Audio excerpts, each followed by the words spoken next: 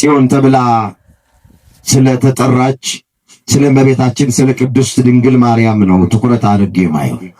ክብሯን እናያለን፣ ንጽሕናዋን እናያለን፣ ቅድስናዋን እናያለን፣ ለምን እንደምናመሰግናት እናያለን። አማላጃችን ናት ስንል ምን ማለታችን ነው እናያለን። እነዚህ ነገሮች ከመጽሐፍ ቅዱስ አኳያ አለፍ እያልን ጊዜውን ሰዓቱን በመጠቀም እንመለከታለን። በፍጹም መረጋጋት ሆናችሁ በፍጹም ጸጥታ ሆናችሁ እንድትከታተሉኝ በእግዚአብሔር ፍቅር እጠይቃችኋለሁ።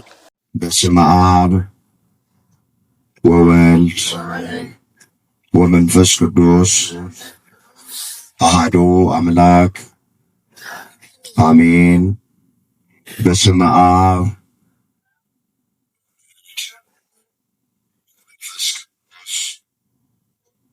አሐዱ አምላክ አሜን። በቅድሚያ ቀሲስ ሙላቱ የወረዳው ቤተ ክህነት ዋና ጸሐፊ ስራ አስኪያጅ፣ መምህር አባይነህ የሀገረ ስብከቱ ኢሳብ ሹም፣ ዲያቆን ንጉሱ ክፍሌ የደብሩ ምክትል አስተዳዳሪ፣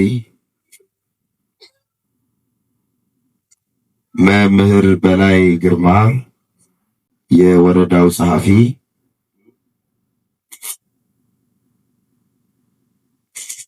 የተከበሩ አባታችን አባ ካህነ ማርያም የጸሎት አባት፣ በዚህ ቅድስና ስፍራ ላይ ቃሉን ለመስማት ከሩቅም ከቅርብም የተሰበሰባችሁ ይህንን ሕዝብ ለማገልገል ከሩቅ የመጣችሁ ሙዓዘ ስብሐት ዘማሪ ዳግማዊ ደርቤ እህታችን፣ ዘማሪት ኢንጂነር ገዳምነሽ በዜማ ዕቃ እያገለገለ ያለ ወንድማችን፣ የነገዋ ቤተ ክርስቲያን ተረካቢ የምትሆኑ የሰንበት ትምህርት ቤት ተማሪ ወጣቶች፣ አባቶች፣ እናቶች፣ እህቶች፣ ወንድሞች፣ ሕፃናትን ጨምሮ በእግዚአብሔር ሰላምታ እንደምን አደራችሁ? ኧረ እንደምን አደራችሁ? አምላካችን እግዚአብሔር አስፈሪውን ሌሊት በሰላም አሳልፎ እዚህ ዕለት እዚህ ሰዓት ስላደረሰን ስለማይነገር ስጦታው ስሙ ለዘላለም የተመሰገነ ይሁን። የእናታችን የእመቤታችን የቅድስት ድንግል ማርያም ምልጃ፣ ጸሎት፣ በረከት ከሁላችን ጋር ይሆንልን። እግዚአብሔር አምላካችን በመካከላችን ተገኝቶ የቃሉን ደጅ ለሁላችንም ከፍቶ የሚረባንንና የሚጠቅመንን ነገር እንዲያስተምረን የእሱ ቅዱስ ፍቃዶ ይሆንልን። እንኳን አደረሳችሁ።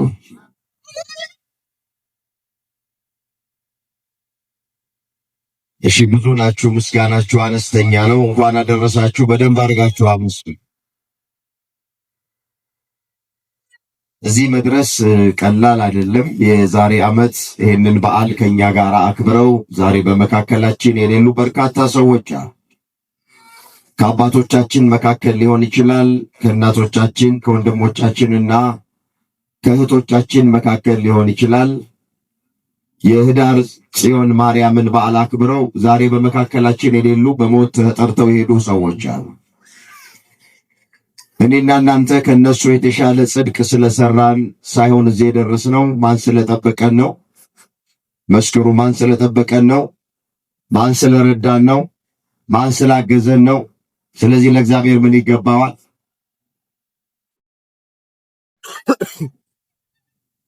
እንግዲህ እንደምናውቀው ነው ዘመናችን በጣም አጭር ነው። ወጥቶ መግባት ተቀምጦ መነሳት የለም።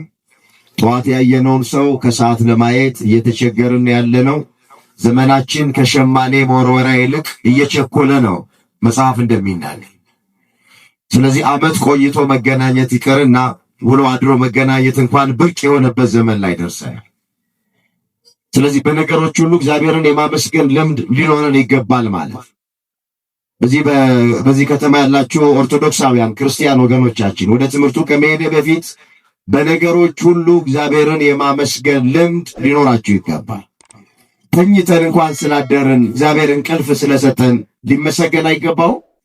መስክሩ እንጂ አባቶች አይገባውም ወይ? አመስግኑት። ይገባዋል። እንዴት አይገባው? በደንብ ይገባው። ለምን እንቅልፍ ሳይተኙ ያደሩ ሰዎች እኮ ቁጭ ብሎ ያደሩ እንቅልፍ የሌላቸው የእንቅልፍ ኪኒን የሚወጡ የእንቅልፍ መርፌ የሚወጉ ኪኒኑ ውጠውት መርፌውንም ተወግተውት ነገር ግን መተኛት ማይችሉ ሰዎች አሁን ካልገጠመን አይገባንም። ስነግራችሁ ላቲን ላይገባችሁ ይችላል፣ ግን ሲገጥማችሁ ይገባችሁ። ከእንቅልፋቸው ጠዋት ሲነሱ እጃቸው አልሰራ ያላቸው ሰዎች፣ አንዳንዶቹ ከእንቅልፋቸው ሲነሱ እግራቸው አልራመድልህ ያላቸው ሰዎች። እኔና እናንተ ያለ ድጋፍ እጃችን ይሰራል፣ እግራችን ይሰራል።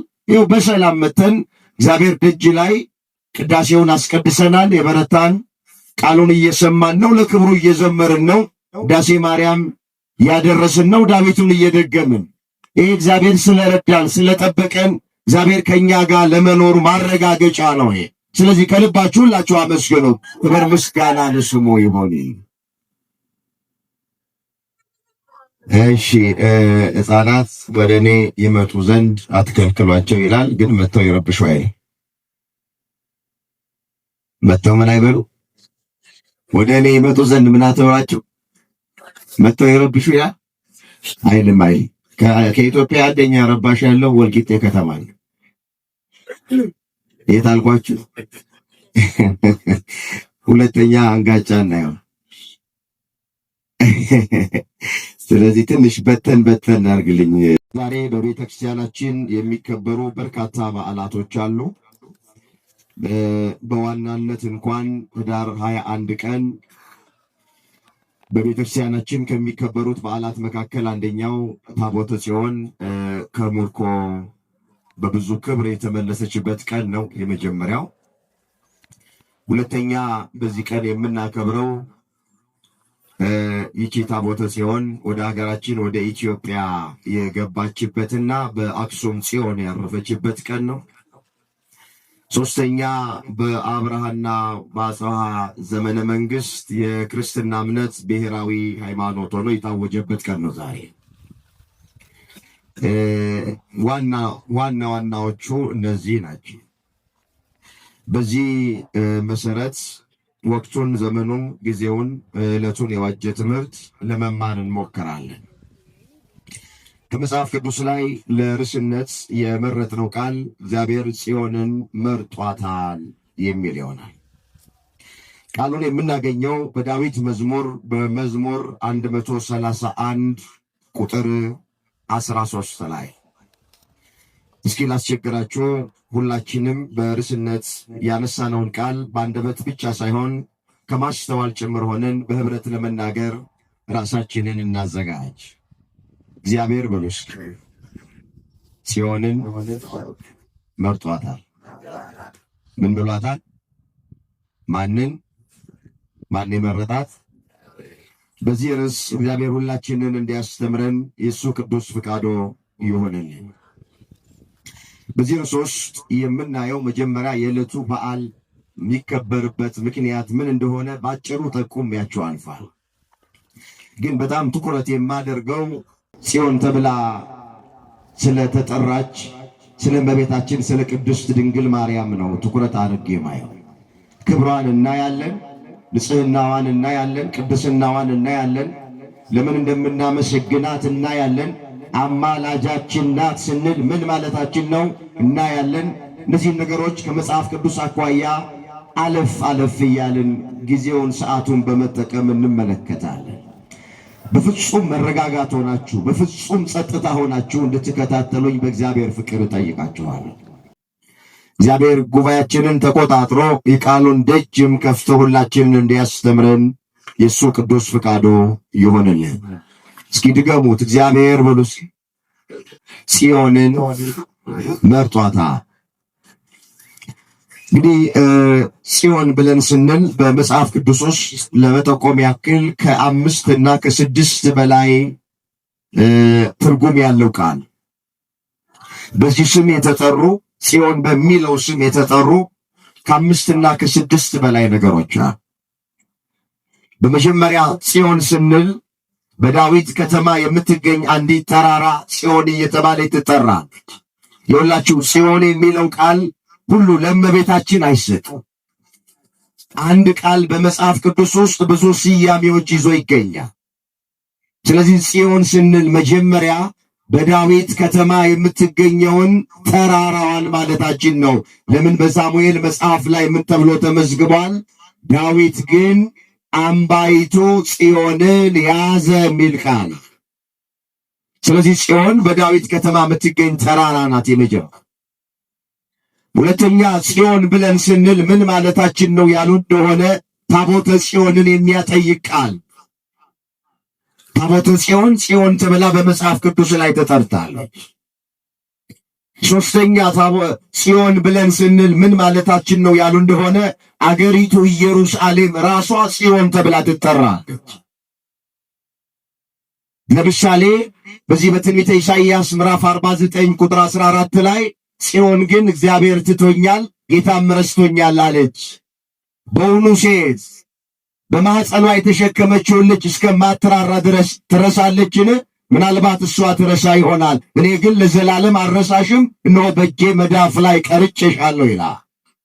አሁን በዚህ ክፍል ላይ ጽዮን ግን እግዚአብሔር ትቶኛል ጌታም ረስቶኛል አለች ሲል ስለ መሬታችን የተነገረ አይደለም፣ ስለ ተራራው የተነገረ አይደለም፣ ስለ ሀገሪቱ ስለ ኢየሩሳሌም የተነገረ ቃል ነው። ጽዮን የተባለች ወይም ጽዮናውያን የእስራኤል ልጆች ጽዮን እየተባሉ ይጠራ። ሌላው ጽዮን የሚለው በአራተኛ ደረጃ ሰማያዊቱን ኢየሩሳሌም ሐዋርያው ቅዱስ ጳውሎስ በዕብራውያን 12 ቁጥር 22 ላይ ነገር ግን ወደ ጽዮን ተራራ ወደ ሕያው እግዚአብሔር ከተማ ደርሳችኋል ይላል። ነገር ግን ወደ ጽዮን ተራራ ሲል ወደ ሰማያዊቱ ኢየሩሳሌም ማለቱ። ሰማያዊቱ ኢየሩሳሌም በጽዮን ተራራ ትመሰላለችና አምስተኛ ጽዮን ተብላ የምትጠራው አማናይቷ ጽዮን ድንግል ማርያም ወላዲት አምላክ ናት። ጽዮን ማለት ቃሉ የዕብራይስጥ ቃል ነው። በአማርኛ አምባ፣ መጠጊያ፣ መሸሸጊያ ማለት። ስለዚህ ድንግል ማርያም ወላዲት አምላክ የነፍስም የሥጋም የኃጥአንም የጻድቃንም መጠጊያ ናት፣ መሸሸጊያ ናት፣ አንባ ናት። ጽዮን አምባ ማለት ነው። ጽዮን መሸሸጊያ ማለት ነው። ጽዮን መጠጊያ ማለት። ስለዚህ እንደ አረፍተ ነገሩ እንደ አገባቡ ማለት ይሄ ጽዮን የሚለው ቃል ይተረጎማል፣ ይብራራል፣ ይፈታል። በአንዳንድ ስፍራ ላይ እመቤታችን በተለይ በብሉይ ኪዳን ጽዮን ተብላ ትጠርታለች። እሱን እስኪ ጥቂት ነገር ማስረጃ አሁን በርዕስነት ያነሳነው ቃል ለእመቤታችን የተነገረ ቃል መዝሙር 131 ቁጥር 13 ላይ እግዚአብሔር አለ ዳዊት ጽዮንን መርጧታልና አለ። ጽዮንን ምን ብሏታል? መርጧታል። ለምን ብለን ስንል ማደሪያው ትሆን ዘንድ አለ። ምኗ ትሆን ዘንድ አለ? ማደሪያው ትሆን ዘንድ አለ። ወዷታልና እንዲህ ብሎ ይቺ ለዘላለም ማረፊያዬ ናት፣ መርጫታለሁና በዚህ አድራለሁ አለ። እንግዲህ ጽዮን ስንል ስለ እመቤታችን የተነገረ ቃል ነው። በኋላ ላይ ተመልሼ እመጣበታለሁ ስለ እመቤታችን በስፋት ስለምንነጋገር ማለት። ጥቂት ግን እስኪ ስለ በዓሉ መለስ ብለን እንመልከት። አስቀድመን እሱን እንየው። ዛሬ እንግዲህ በዋናነት ታቦተ ጽዮን ከምርኮ የተመለሰችበት ቀን ነው በቤተ ክርስቲያን የሚታሰብ። እንዴት ተማረከች የሚለውን እንመልከታ።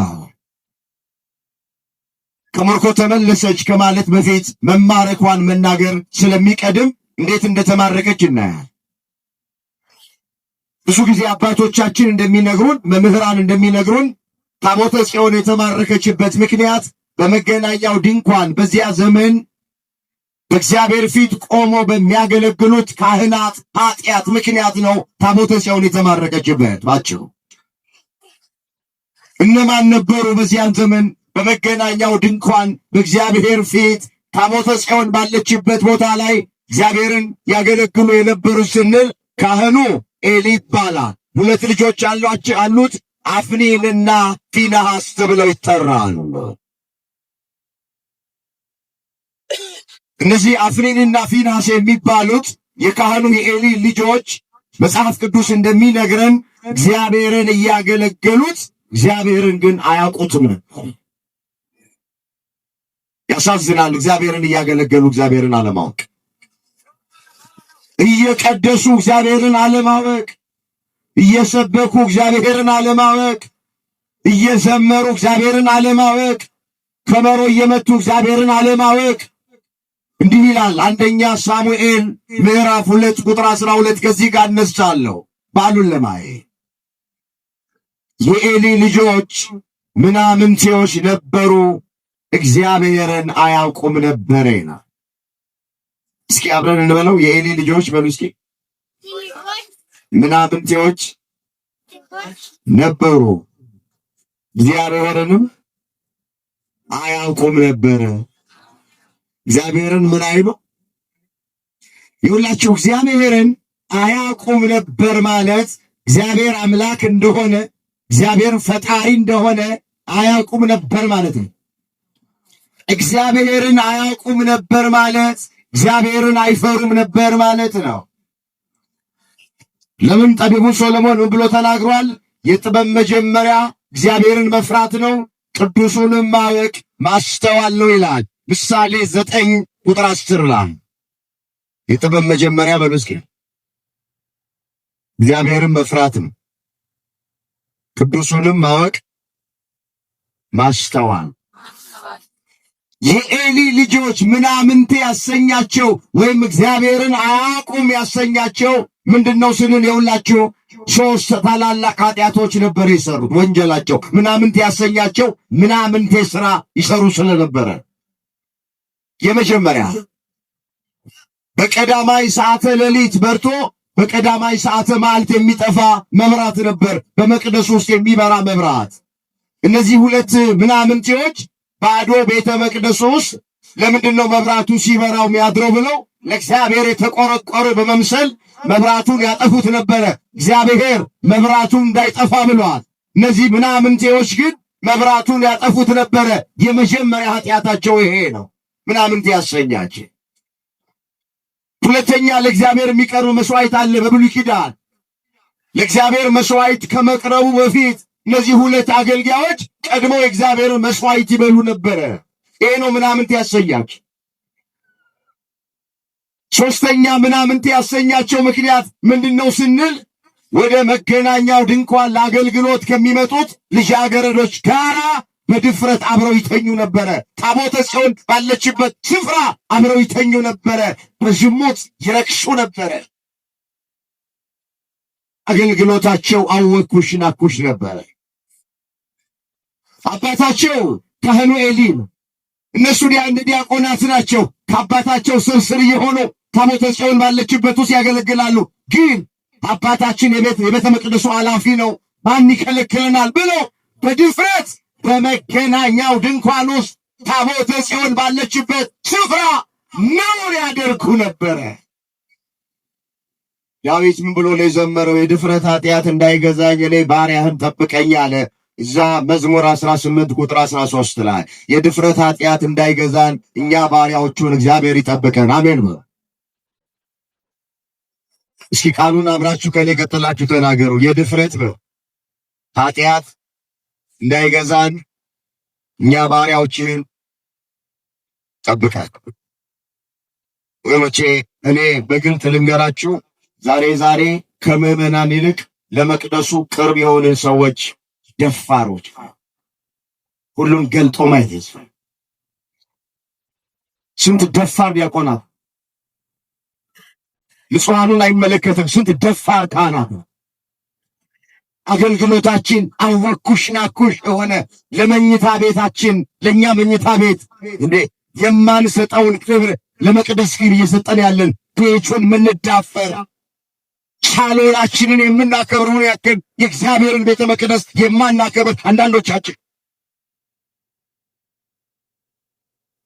አፍኒንና ፊንሐስ የእግዚአብሔርን ቤተ መቅደስ አረከሱት።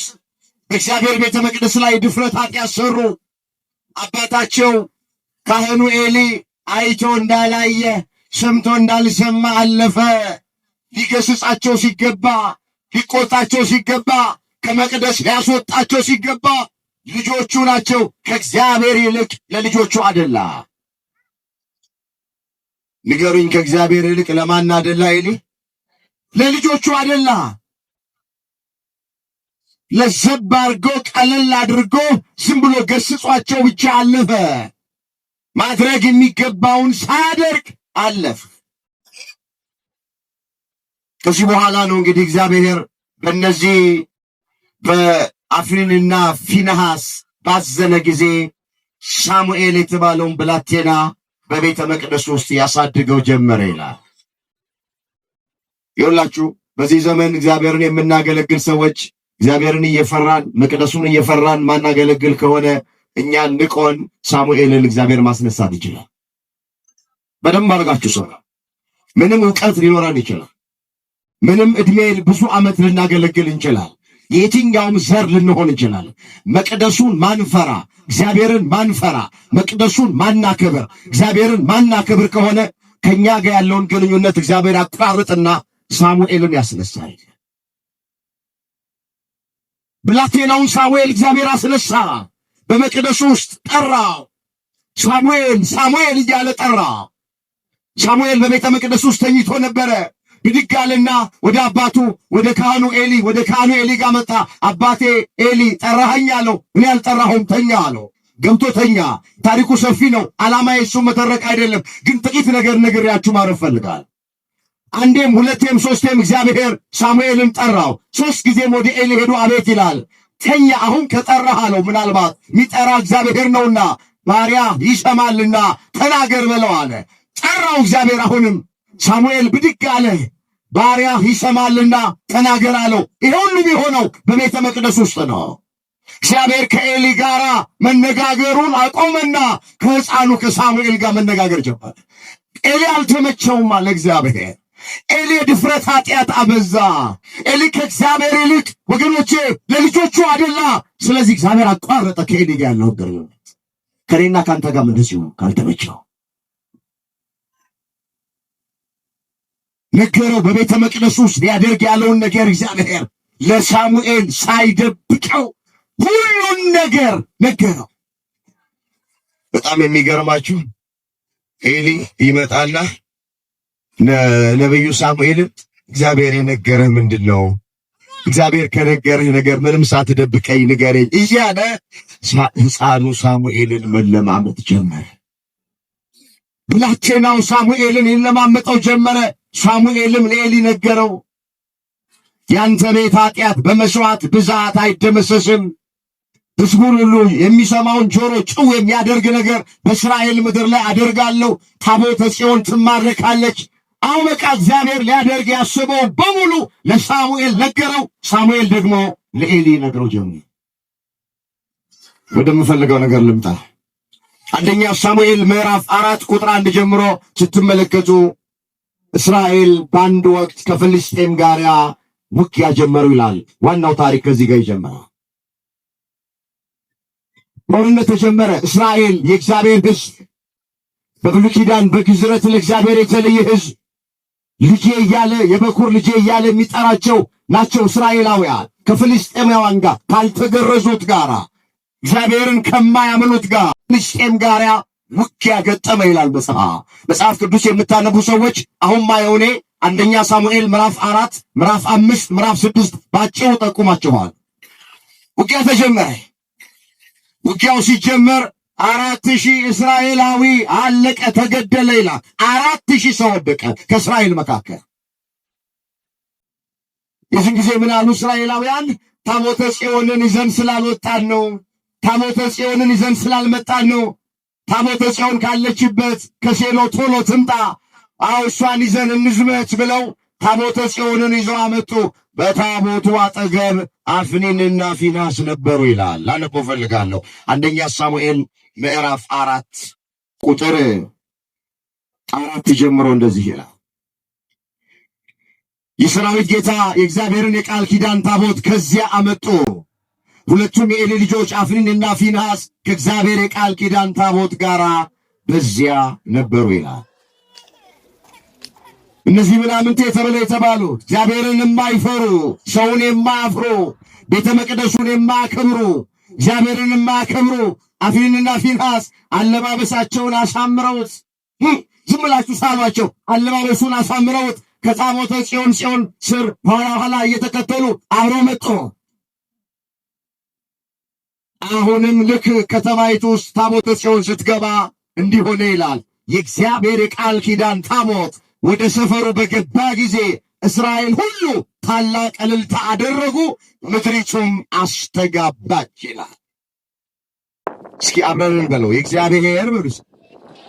ሁላችሁም ተናገሩ። የእግዚአብሔር የቃል ኪዳን ታቦት ወደ ሰፈር በገባ ጊዜ እስራኤል ሁሉ ታላቅ እልልታ አደረጉ።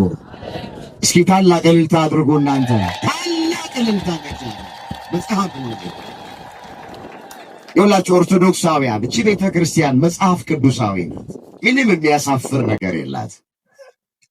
አሁን ታቦት ሲወጣ እናቶቻችን ታላቅ እልልታ ያደርጋሉ አይደል? ታላቅ እልልታ ያሰማሉ አይደል?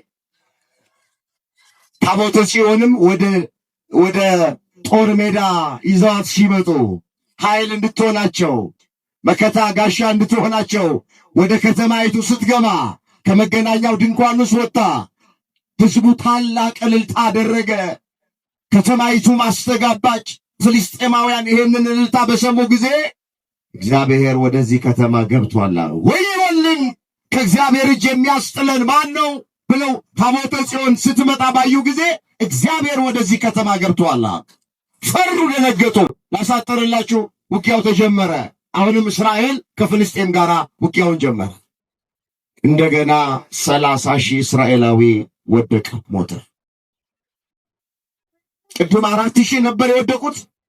አሁን ደግሞ 30,000 እስራኤላውያን ወደቁ። ይኸውላችሁ ታቦተ ጽዮንም ተማረከች ይላል። አፍኒንና ፊንሐስም ተገደሉና እዛው ሞቱ ይላል። አንድ ነገር ጠቁሚያችሁ ነው። ታቦተ ጽዮን የተማረከችበት ምክንያት ኃይል ስላጣች አይደለም፣ ወይም ደካማ አቅመ ቢስ ስለሆነች አይደለም። በአፍኒንና በፊንሐስ በዘመኑ በመገናኛ ድንኳን ውስጥ በሚያገለግሉት ካህናቱ አገልጋዮቹ ኃጢአት ምክንያት ታቦተ ጽዮን ተማረከች። እኛ የመቅደሱ አገልጋዮች እግዚአብሔርን ስንበድለው የድፍረት ኃጢአት ስንሰራ ታቦቷ ትማረካለች፣ ቤተ መቅደሱም ይቃጠላል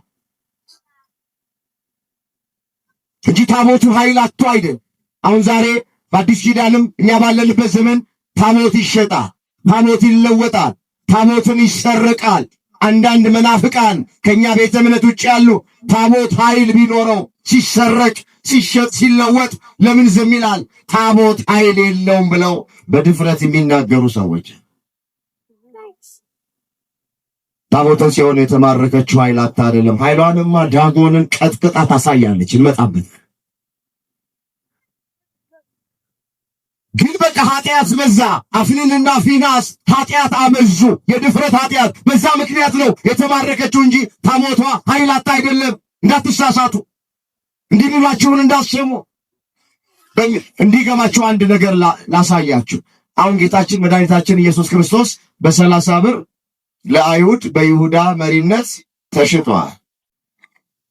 ምን ብሏል? ማን የተሸጠው? ኢየሱስ ክርስቶስ የተሸጠው አቅም አጥቶ ነው? ኃይል አጥቶ ነው እንጂ እንደዚህ አይባልም። ነውር ነው አይባልም። በፈቃዱ ኃይል አጥቶ አይደለም። መላእክትን በጥቅሻ ቢጠራቸው እዛ ያሉትን አይሁድ በሙሉ ያጠፋቸው ይችላል። ከምድረ ገጽ ያጠፋቸው ሚሳለው ነገር ነው። ግን ወዶና ፈቅዶ ተሸጠ። በቃ ተላልፎ ተሰጠ። በቃ ዛሬም በአዲስ ኪዳን ያለው የእግዚአብሔር የቃል ኪዳን ታቦት ሊሰረቅ ይችላል፣ ሊሸጥ ሊለወጥ ይችላል፣ ሊቃጠል ይችላል። እንዴት ታቦት ራሱን አይጠብቅም ግን አይባልም። ኃይል የለውም አይባልም። ክርስቶስ ኃይል ስለሌለው አይደለም የተሸጠው እያልኳቸው።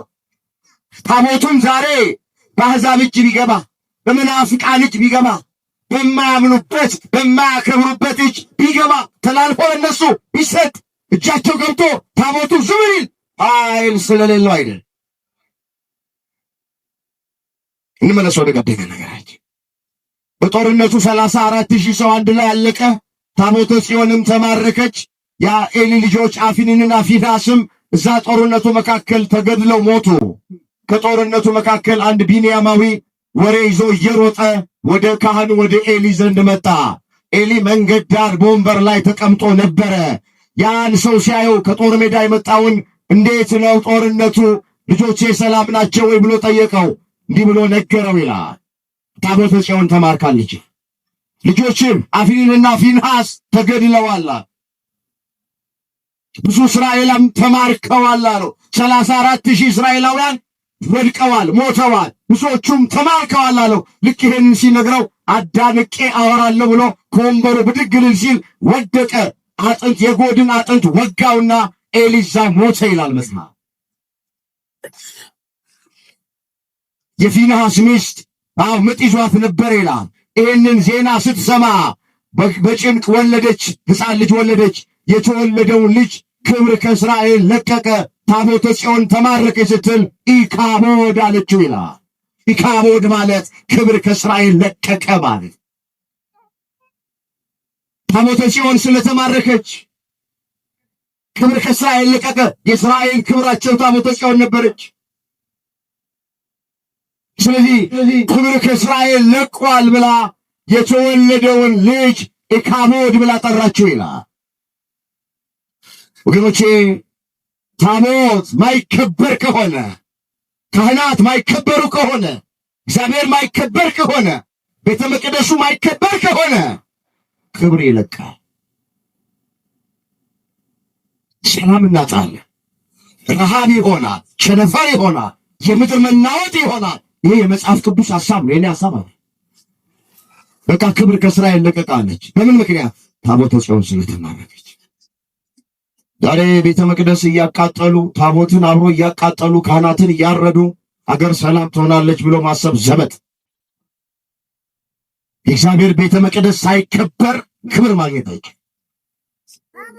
ታቦት ሳይከበር የእግዚአብሔር ቃል ኪዳን ታቦት እየተናቀ ማንም አፉን እያላቀቀ ማንም ምንም አያደርገኝም ብሎ በሶሻል ሚዲያው ላይ እየመጣ ታቦቱን በመንቀፍ በመሳደብ ጣዖት ብሎ በመናገር አገር ሰላም ትሆናለች፣ አገር ትባረካለች ብሎ ማሰብ ጀበት ነው፣ ውሸት ነው፣ ሽንገላ ነው። ይሄ ታቦቱን ማርከው ፍልስጤማውያን ወሰዱት። ይህ ታሪክ በዚህ በአንደኛ ሳሙኤል ምዕራፍ 5 ቁጥር 1 ጀምሮ የተመዘገበ። ፍልስጤማውያን የእግዚአብሔርን ታቦት ወሰዱ። የማንን ታቦት? ታቦት የማን? ታቦት የማን? ታቦት እሱ የሰይጣን። እግረ መንገድህን ለይታችሁ ወቁ። ይኸው መጽሐፍ የሚለው ምንድን ነው? ፍልስጤማውያን የእግዚአብሔርን ታቦት ወሰዱ። የማንን ታቦት? አንዳንድ ሰዎች በድፍረት ታቦቱን ጣዖት ብለው የሚናገሩ ሰዎች ያሉ። ኧረ እባካችሁ ታቦት ጣዖት አይባልም፣ ንገሯቸው ሄዱና። ታቦት የተሰራው የተዘጋጀው በእግዚአብሔር ፈቃድ ነው። በማን ፈቃድ ነው? ጣዖት የተሰራው የተዘጋጀው በሰይጣን ፈቃድ። በታቦቱ ላይ የሚያድረው እግዚአብሔር፣ በጣዖት ላይ የሚያድረው ሰይጣን ዲያብሎስ ነው፣ አጋንንት ነው። ታቦቱ የእግዚአብሔር የክብር መገለጫ ነው። እግዚአብሔር በብሉይ ኪዳን በታቦቱ እያደረ እስራኤልን ይባርካቸው ነበር። ጣዖት ደግሞ ወገኖቼ ዲያብሎስና ሰራዊቱ የሚያድርበት ነው። ስለዚህ ታቦትና ጣዖት የሰማይና የምድር ያክል ልዩነት አለው። ታቦት የእግዚአብሔር ነው፣ ጣዖት የሰይጣን። ቅዱስ ጳውሎስ ምንድን ነው ያለው? ከማያምኑ ጋራ በማይመች አካሄድ አትጠመዱ ብሎ ይጀምራል አይደል? እዚህ ሁለተኛ ቆሮንቶስ ምዕራፍ 6 ቁጥር 14 ላይ ከማያምኑ ጋር በማይመች አካሄድ አትጠመዷል። በሃይማኖት ከማይመስላችሁ ጋራ በማይመች አካሄድ አትጠመዱ። አብረን ልንሰራ እንችላለን፣ በሐዘንም በደስታም አብረን ልንሆን እናሳልፍ እንችላለን። ግን በሃይማኖት ጉዳይ ከማያምኑ ጋራ በማይመች አካሄድ አንጣመድ። ክፉ ባልንጀርነት መልካሙን አመል ስለሚያጠፋው ወገኖቼ ባልንጀራ አድርገን ተጣብቀን አንኖርም። ቅድም ነግሬያቸዋለሁ። ሐዘን ሊያገናኘን ይችላል፣ ችግር የለውም፣ እሱ ጤነኛ ነው። ደስታ ሊያገናኘን ይችላል፣ የደስታቸው ተካፋይ እንሆናለን፣ የደስታችን ተካፋይ ይሆናል። በሐዘናችን ጊዜ ይደርሳሉ፣ በሐዘናቸው ጊዜ እንደርሳለን። ግን በማይመች አካሄድ ከማያምኑ ሰዎች ጋር አትጠመዱ ይላል መጽሐፍ። ዝቅ ብሎ ምን አለ? ብርሃን ከጨለማ የሚያምን ከማያምን ክርስቶስ ከቤልሆር ጋር ምን መስማማት አለው? ወይስ የእግዚአብሔርን ታቦት በጣዖት ቤት የሚያኖረው ማን ነው? እኛ የሕያው እግዚአብሔር ቤተ መቅደስ ነን አለ። እስኪ ቃሉን አብራችሁ ይበሉ። የእግዚአብሔርን ታቦት በሉ በጣዖት ቤት ውስጥ የሚያኖረው ማን ነው? በደንብ አድርጋችሁ የእግዚአብሔርን ታቦት በጣዖት ቤት ውስጥ የሚያኖረው ማን ነው አለ። የእግዚአብሔር ታቦት የሚኖረው በእግዚአብሔር ቤት ውስጥ ነው እንጂ በጣዖት ቤት አይኖርም። እንመለስ። ፍልስጤማውያን ማረኩትና ታቦተ ጽዮንን ወደ ቤተ ጣዖታቸው ወሰዱና ዳጎን የሚባል የሚያመልኩት ጣዖት ነበረ። ማን የሚባል አልኳችሁ? ዳጎን። ታቦቱን ከዳጎን አጠገብ እዛ ወሰዱና አስቀመጡት። በሩን ዘግተው ሄዱ። ጠዋት ሲመጡ ጣዖታቸው ዳጎን በግንባሩ ተደፍተው አገኙ። አሉና አነሱትና ዳጎንን ከታቦተ ጽዮን በላይ አስቀመጡ። ታቦተ ጽዮንን ከስር አድርገው ዳጎናቸውን ጣዖታቸውን አምላክ የሚሉትን ከላይ አስቀመጡ። የጣዖቱን በር ዘጉና ወደ ቤታቸው ሄዱ። የጣዖቱ ካህናት፣ የጣዖቱ አገልጋይ ይኸውላችሁ፣ የእግዚአብሔር ካህን አለ፣ የጣዖት ካህን አለ። ካህን ማለት አገልጋይ ማለት ተክህነ ከሚለው ቃል የመጣ ነው። ተክህነ አገለገለ ነው። ካህን ማለት አገልጋይ ማለት። ጣዖትም አገልጋይ አለው፣ እግዚአብሔርም አገልጋይ አለ። እኛ የማን እንደሆን ራሳችን በደንብ አይታለን። እኛ የእግዚአብሔር አገልጋዮቹ ነን። እኛ የእግዚአብሔር ባሪያዎቹ ነን። የጣዖት አገልጋይ አይደለንም። የመተተኛ፣ የአስማተኛ፣ የድግምተኛ፣ የጠንቋይ፣ የመጽሐፍ ቀላጭ አገልጋዮች አይደለንም። እኛ ክርስቲያኖች፣ እኛ የእግዚአብሔር ካህናት ነን። አመስግኖት፣ ክብር ምስጋና ለስሙ ይሁን። የእግዚአብሔር ካህናት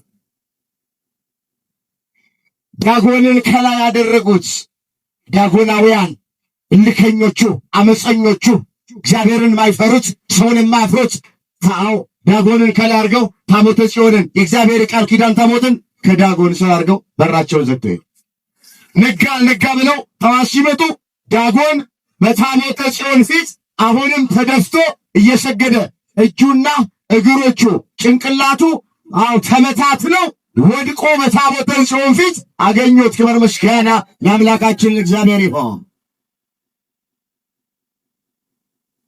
ታቦተ ጽዮን ኃይል አላት የላት? ታቦት ኃይል አለው የለው? ይኸው ኃይሏን አሳየች እኮ። ዳጎንን ቀጠቀጠች፣ ዳጎንን በአፍጢሙ ጣለች። የስንት ጊዜ ነው ደነገጡ ይላል። የጣዖቱ ካህናት፣ የጣዖቱ አገልጋዮች ፈሩ። ይህ ብቻ አይደለም። ታቦተ ጽዮን በእባጭ መታቻቸው፣ ብዙዎቹን በቁስል መታቻቸው። ስለዚህ ከከተማችን ትውጣልን፣ ከከተማችን ውሰዱልን ብለው ታሪኩ ሰፊ ነው። ብዙ ምርኮ አድርገው ከወርቅ የተሰሩ አይጦች ሰርተው በሰረገላ በፈረስ አድርገው ታቦተ ጽዮን በድል በምርኮ በእልልታ በምስጋና በዛሬው ቀን ከፍልስጤም ሀገር ካስቆለና ከሚባለው አዛጦን ከሚባለው ጋዛ ከሚባለው ከተለያዩ ከተሞች ብዙ ድንቃ ድንቅ ታምራት ታቦተ ጽዮን ከሰራች በኋላ ካደረገች በኋላ ካሳየች በኋላ ዳጎንን ከቀጠቀጠችው በኋላ በግንባሩ ከደፋችው በኋላ ኃይሏን አሳይታ ክብሯን አሳይታ ዛሬ በድል ወደ ኢየሩሳሌም የተመለሰችበት ቀን ነው። ክብር ምስጋና አምላካችን እግዚአብሔር ስሙ የተመሰገነ ይሁን። ዳጎንን በታቦተ ጽዮን ላይ አድሮ የቀጠቀጠ ድል ያደረገ አምላክ ዳጎን መለያየትን፣ ዳጎን ዘረኝነትን፣ ዳጎን ረሃብን፣ ዳጎን ጦርነትን፣ ዳጎን ስጋዊነትን አምላካችን እግዚአብሔር በቸርነቱ ይቀጥቅጥልን። አሁን ሌላ ዳጎን የለም በሀገራችን ውስጥ የሚቀጠቀጥ። መለያየቱ ግን ዳጎን፣ ዘረኝነቱ ግን ዳጎን፣ ጦርነቱ ዳጎን፣ ረሃቡ ዳጎን፣ ኑሮ ውድነቱ ዳጎን ነው። በሽታው ዳጎን ነው። ቸነፈሩ ዳጎን ነው። ስደቱ ዳጎን ነው። እግዚአብሔርን የምንጠይቀው እነዚህን ነገሮች ሁሉ ከኛ እንዲያርቅ፣ ስለ ታቦተ ጽዮን ሲል፣ ስለ ቃል ኪዳኑ ታቦት ሲል መለያየቱን እንዲያስወግድ፣ መስማማት እንዲያመጣ፣ የአባቶቻችንን ዘመን መልሶ እንዲያመጣ፣ እንደ አንድ ልብ መካሪ፣ እንደ አንድ ቃል ተናጋሪ የምንሆንበትን፣ ሰውን በሰውነቱ የምናይበትን፣ በማንነቱ ሳይሆን የሚናገረው ቋንቋ ሳይሆን ወገኖቼ በብሔሩ ሳይሆን ሰውን በሰውነቱ ብቻ የምናይበት ዘመን እንዲመጣ ታውቃላችሁ። ዛሬ በሀገራችን በኢትዮጵያ ሰው በሰውነቱ አይከበርም። ሰው በማንነቱ ነው። ከየት ነው የመጣው? ምንድን ነው የምትናገረው? በየቦታው በውጪ ካለው ደግሞ በቤታችን ያለው ይመስላል። እኔ የዚህን ከተማ የዚህን አካባቢ አላውቅም። ባለውበት አካባቢ ግን ይኸውላችሁ ይሄ ዘረኝነቱ የወጣው በመጀመሪያ ከኛ ቤት ይመስለኛል። ቀላል ነው እንዴ? አንተ ጎጃሜ ነህ፣ አንተ ጎንደሬ ነህ፣ አንተ ወሎዬ ነህ፣ ኦሮሞ ነህ፣ አንተ ትግሬ ነህ፣ አንተ አማራ ነህ፣ አንተ ከምባታ ነህ፣ አንተ ሀዲያ ነህ፣ አንተ ጉጂ ነህ እያለን እኮ እኛ ቤት ውስጥ እኮ ነው የወጣው እኮ። እንደውም በመጀመሪያ እኮ እኛ ቤት ውስጥ ሞልቶ ፈሶ እኮ ነበረ። ለአንዳንዶቻችን ሰው ስናገኝ እኮ የት ነው ሀገር፣ የት ነው ብሔር? አቤት ድፍረታችን! የኛ ብሎ አገልጋዮች፣ የኛ ብሎ ሰባኪነት፣ የኛ ብሎ ዘማሪነት፣ የኛ ብሎ ካህንነት፣ የኛ ብሎ መሪጌትነት፣ የኛ ብሎ የሃይማኖት አባትነት በእንደዚህ አይነት በሽታ ተይዘ የቱ ጋር ነው ክርስቶስን ማወቃችን? የቱ ጋር ነው እግዚአብሔርን ማወቃችን? ሁላችን እኮ የአዳም ልጆች እኮ ነው።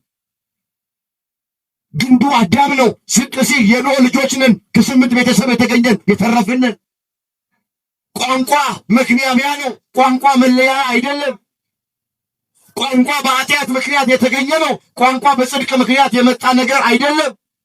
ስለዚህ በቋንቋ ምክንያት የተበላላንበት ዘመን፣ የተለያየንበት ዘመን፣ የተገፋፋንበት ዘመን፣ የተገዳደልንበት ዘመን፣ ደም ያፈሰስንበት ዘመን ይብቃ። ይሄ መድኃኒት የሌለው በሽታ ዘረኝነትን እግዚአብሔር ከሀገራችን ከኢትዮጵያ ይንቀልል። እሱ እኮ ነው ይህን ሁሉ ነገር በሀገራችን ላይ ያመጣ። እሱ እያደገ አይደለ የመጣ።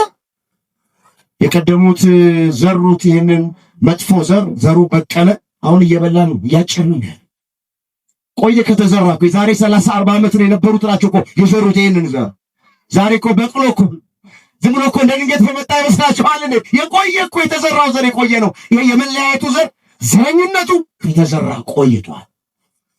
ዛሬ በቅሎ ያው ፍሬውን እየበላ ነው። እግዚአብሔር የአባቶቻችንን ዘመን መልሶ ያምጣልን። እንመልስ እንግዲህ ዛሬ ዳጎን ተቀጥቅጦ ዳጎን ተዋርዶ ታቦተ ጽዮን ክብሯ ከፍ ብሎ ታይቶ ከፍልስጤም ከተማረከችበት ከፍልስጤም በብዙ ክብር በብዙ እልልታ በብዙ ምስጋና ወደ ኢየሩሳሌም ወደ መገናኛው ድንኳን እንደገና ወደ ቤቷ በክብር የገባችበት ቀን ነው። እግዚአብሔር እንደተሰደድን አያስቀረን። እግዚአብሔር እንደወጣን አያስቀረን። የተሰደዱትን ወንድሞቻችንን፣ እህቶቻችንን፣ እናቶቻችንን፣ አባቶቻችንን እንደተሰደዱ አያስቀራቸው። ከቤተ ክርስቲያን የተሰደዱትን፣ ከሃይማኖት የተሰደዱትን እንደተሰደዱ እግዚአብሔር አያስቀርልን። እኛም ስደተኞች ነን። ከንስሐ የተሰደድን አለን፣ ከሥጋው ደግሞ የተሰደድን አለን፣ ከፍቅር የተሰደድን አለን፣ ከቅንነት የተሰደድን አለን፣ ከትሕትና የተሰደድን አለን። ብዙዎቻችንም ስደተኞች ነን። ስደት ሲባል ከሀገር መውጣት ብቻ አይደለም። ማይቆርብ ሰው ከቁርባን ተሰዷል። ንስሐ ማይገባ ሰው ከንስሐ ተሰዷል። ፍቅር የሌለው ሰው ከፍቅር ተሰዷል። ብዙዎቻችን ስደተኞች ነን። እግዚአብሔር ከስደት ይመልስ። ታቦተ ጽዮን እንደተማረከች እንደተሰደደች አልቀረችም። 7 ወር ብቻ ነው በፍልስጤም ሀገር የቆየችው። ስንት ወር አልኳችሁ? 7 ወር ብቻ በስደት በምርኮ ቆየች። ከ7 ወር በኋላ ግን ተመልሳለች። በክብር ላይ ተመልሰች። ቤተክርስቲያናችን እንደዚህ መከራ እንዳየች እንደተቃጠለች፣ ካህናቶቿ እንደታረዱባት፣ ምዕመናኖቿ እንደተገደሉባት የርስታችን ይዞታችን ሁሉ እንደተነጠቀብን እግዚአብሔር አያስቀረን። የቤተ ክርስቲያናችንን ክብር የሃይማኖት እግዚአብሔር መልሶ ያሳየን። እንመለስ ወደምንፈልገው ነገር። እግዚአብሔር ጽዮንን መርጧት። ርዕሳችን ይሄ። እስኪ እግዚአብሔር ጽዮንን መርጧት። እንግዲህ አሁን የተረኩላችሁ ዛሬ በቤተ ክርስቲያናችን የሚከበረውን በዓል በጣም ባጭሩ ነው የሚነግሩላችሁ። ባጭሩ ለቆጣችሁ አንዳንድ ትንሽ ስሜታዊ የሚያደርጉ ነገሮች ላይ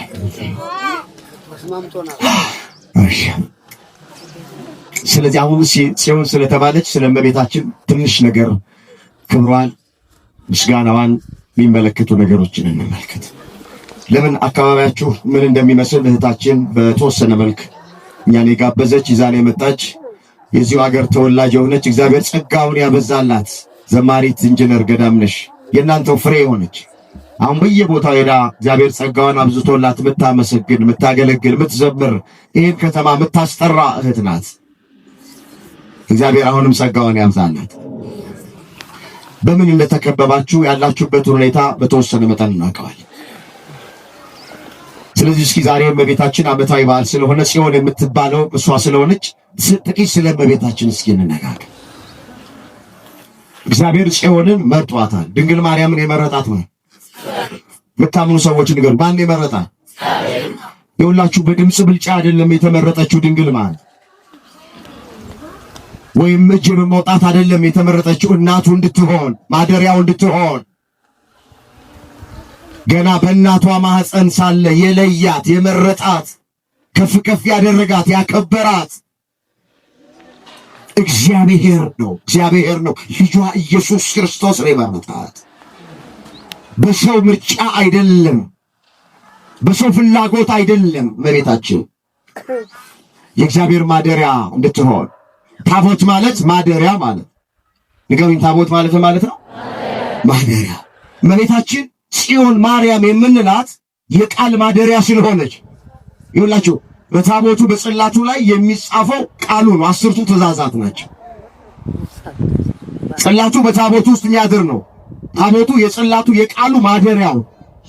እመቤታችን ጽዮን የምትባልበት ምክንያት ምንድነው ስንል በታቦት የምትመሰልበት ምክንያት ምንድነው ስንል ታቦት ማለት ማደሪያ ስለሆነ ድንግል ማርያም ከሶስቱ አካል አንዱ አካል ከሶስቱ ቅዱስ አንዱ ቅዱስ አካላዊ ቃል እግዚአብሔር ወልድ ኢየሱስ ክርስቶስን ያደረባት ማህፀኗን መናገሻ ከተማ አድርጎ 9 ወር ከ5 ቀን በማህፀኗ ስላደረ ከስጋዋ ስጋ ከነፍሷ ነፍስ ነስቶ በአጭር ቁመት በጠባብ ደረት ተወስኖ ስለተወለደ እመቤታችን ወገኖቼ ታቦት ወይንም የቃሉ ማደሪያ የእግዚአብሔር ማደሪያ ተብላ ትጠራለች። እግዚአብሔር ጽዮንን መርጧታል። ለምን? ማደሪያው እንድትሆን ወዷታል አለ። ምን እንድትሆን? ማደሪያው። ስለዚህ ታቦት ትባላለች። እመቤታችን በሚስጥር በታቦት ትመሰላለች። እሷን እግዚአብሔር ነው መረጣት። እግዚአብሔር ነው ከፍ ከፍ ያደረጋት ያከበራት እግዚአብሔር ነው። እግዚአብሔር ስላከበራት እኛም እናከብራታለን። ክብር ስጧት፣ ክብር ስጧት ለእመቤት።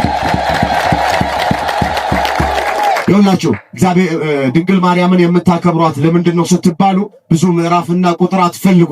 እግዚአብሔር ስላከበራት እኛም እናከብራታለን ነው መልሱ። ማን ስላከበራት? ማን ስላከበራት? ምንድነው ሐዋርያው ያለው? ክብር ለሚገባው ምን ይስጥ? በቃ ክርስትና ማለት እግዚአብሔር ያከበረውን ማክበር ነው። ክርስትና ማለት እግዚአብሔር የወደደውን መውደድ። እዛ ሮሜ 13 ቁጥር 7 ላይ የተመዘገበ እግዚአብሔር ለሁሉ የሚገባውን አስረክቡ ብሎ ጀመረ ሐዋርያው። ቀረጥ ለሚገባው ቀረጥን፣ መፈራት ለሚገባው መፈራትን አለና ክብር ለሚገባው ደግሞ ክብርን ስጡ። አስቀድመን እኛ የምናከብረው የክብር ባለቤት የሰራዊት ጌታ አምላካችን እግዚአብሔርን ነው። ከዛ ደግሞ እሱ ያከበራቸውን እኛ ምን እናደርጋቸዋለን? እናከብራቸዋለን።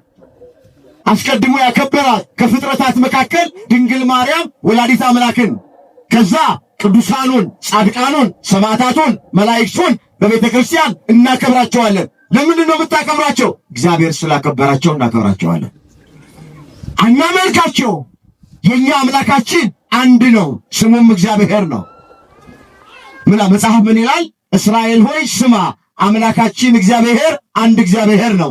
አንተም አምላክ እግዚአብሔርን በፍጹም ልብ፣ በፍጹም ነፍስ፣ በፍጹም ኃይል ውደድ፣ እሱን ብቻ አምልከው፣ ከሱም ጋር ተጣበቅ ተብሎ ዘዳግም 6 ቁጥር 4 ላይ ተመዝግቧል። እስኪ አብራችሁ ቃሉን በሉ።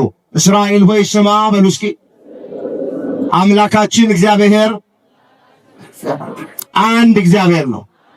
አንተም አምላክ እግዚአብሔርን በፍጹም ልብህ፣ በፍጹም ነፍስህ፣ በፍጹም ኃይልህ ውደድ፣ እሱን ብቻ አምልክ፣ ከእርሱም ጋር ተጣበቅ። እሱን ብቻ ምን በለው? እሱን ብቻ ምን በለው? አምልከው። እኛ አምላካችን ስንት ነው? አምላካችን ስንት ነው? ስሙ ማን ነው? አመስግኑ። ሰይጣን ይፈር፣ እግዚአብሔር ነው። አንድ አምላክ ነው። ድንግል ማርያምን የምናከብራት ማን ስላከበራት ነው አለ? አምላክ ናት ብለን አይደለም፣ ፈጠረችን ብለን አይደለም፣ ተሰቅላ ሞታ አዳነችን ብለን አይደለም። እኛ ያዳነንን ጠንቅቀን እናውቃል። ያዳነን ልጇ ኢየሱስ ክርስቶስ ነው። ራሱ መስዋዕት ሆኖ፣ ራሱ መስዋዕት አቅራቢ ሆኖ፣ ራሱ መስዋዕት ተቀባይ ሆኖ፣ ሦስቱንም ሆኖ ያዳነን ኢየሱስ ክርስቶስ ነው። ክብር ይግባው። አመስግኑት ይህን ጌታ፣ ስሙ የተመሰገነ።